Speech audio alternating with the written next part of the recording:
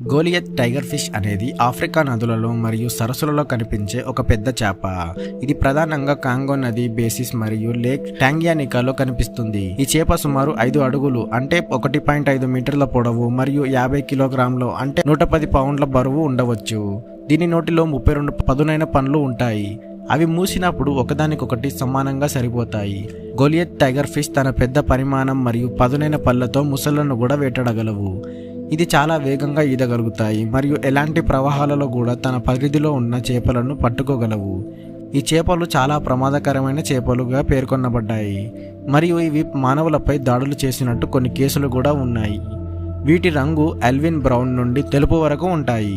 ఎరుపు లేదా నారింజ రంగు రెక్కలతో మరియు నలుపు రంగు వెనక రెక్కలతో చూడడానికి కొంచెం భయంకరంగా ఉంటుంది. ఈ చేపల పేరు టైగర్ ఫిష్. మీకు కూడా చేపలు ఇష్టం ఉంటే లైక్ చేసి ఛానల్ని సబ్స్క్రైబ్ చేసుకోండి.